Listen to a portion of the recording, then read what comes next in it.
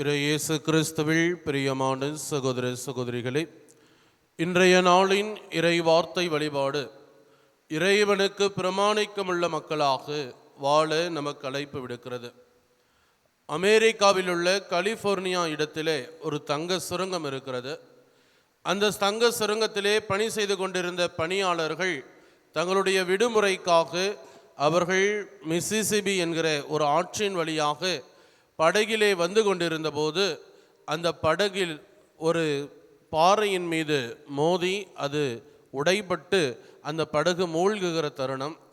பலரும் தங்களுடைய உயிரை காத்து கொண்டால் போதும் என்று அனைவரும் தங்களுடைய உடைமைகளை எல்லாம் அந்த படகிலே விட்டுவிட்டு தண்ணீரில் குதித்து தங்கள் உயிரை காத்து கொள்ள முயற்சி செய்கிறார்கள். ஒரு நபர் மட்டும் சிறிது நேரம் கழித்து படகின் மேற்பகுதிக்கு வந்து அந்த தண்ணீரில் குதிக்கிறார்.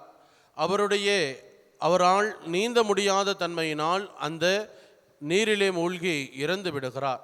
மீட்பு படையினரால் மீட்கப்பட்ட அந்த நபர் ஏன் அவரால் மட்டும் நீந்த முடியவில்லை என்று ஆய்வு செய்து பார்க்கிற பொழுது தன்னுடைய இடுப்பை சுற்றி தங்க கட்டிகளை வைத்திருந்தாராம். அந்த தங்க கட்டியினுடைய எடை அதிகமானதால் அவரால் நீந்த முடியவில்லை என்று ஒரு ஆய்வு குறிப்பிட்டது.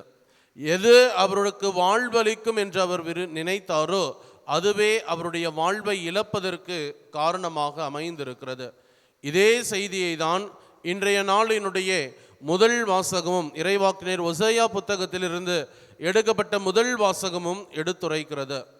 அவர் ஓசையா இறைவாக்கினர் இஸ்ராயல் மக்களுடைய அந்த செல்வ செழிப்பை திராட்சை கொடியினுடைய உவமைக்கு அவர் ஒப்புமைப்படுத்தி குறிப்பிடுகிறார்.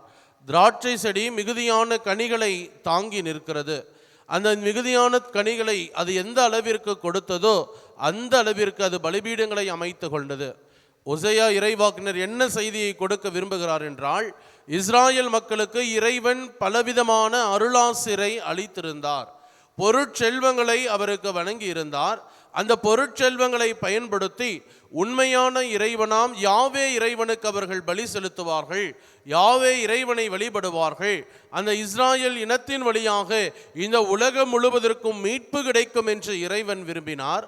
ஆனால் அந்த மக்களோ அந்த செல்வத்தை பயன்படுத்தி யாவே இறைவனை மறந்து வேற்று தெய்வங்களுக்கு அவர்கள் பலி செலுத்த தொடங்குகிறார்கள்.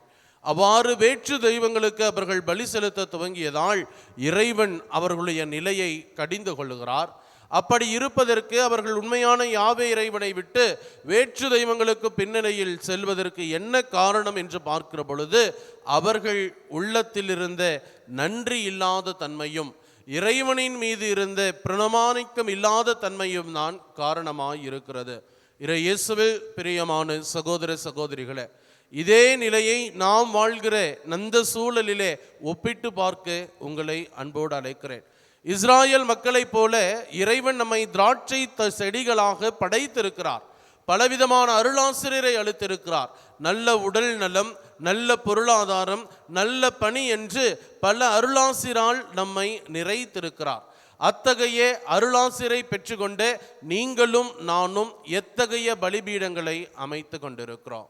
இறைவனிடமிருந்து அருளாசிரை பெற்று கொண்டிருக்கிறேன் என்று இறைவனுக்கு நன்றி நிறைந்த உள்ளத்தோடு அவருடைய கட்டளைகளை பின்பற்றுகிற உண்மையான பிரமாணிக்கமான பிள்ளைகளாக நீங்களும் நானும் வாழ்ந்து கொண்டிருக்கிறோமா?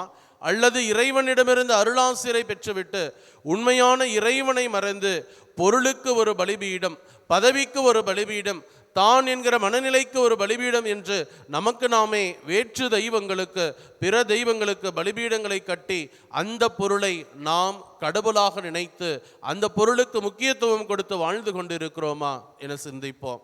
இந்த உலகிலே மனிதர்களின் நல வாழ்வுக்காக இறைவனால் கொடுக்கப்பட்டதுதான் செல்வம். ஆனால் மனிதர்கள் அந்த செல்வத்தையே கடவுளுக்கு பதிலாக வைத்து பார்க்க துவங்கிவிட்டார்கள். இயேசுவில் பிரியமான சகோதர சகோதரிகளே, இன்று நீங்களும் நானும் பெற்றுக்கொண்டிருப்பது அனைத்துமே இறைவனுடைய அன்பின் ஒரு வெளிப்பாடு என்பதை உணர்ந்து அனைத்தையும் இறைவனிடமிருந்து நான் பெற்றுக்கொண்டேன், அவருக்கு பிரமாணிக்கம் உள்ளவராய் நன்றியுள்ள உள்ளத்தோடு வாழ வேண்டும் என்பதை சிந்தையில் நிறுத்தியவர்களாய் இறைவனுக்கு பிரமாணிக்கம் உள்ளவர்களாய் வாழ வரம் வேண்டி செபிப்போம். ஆமென்.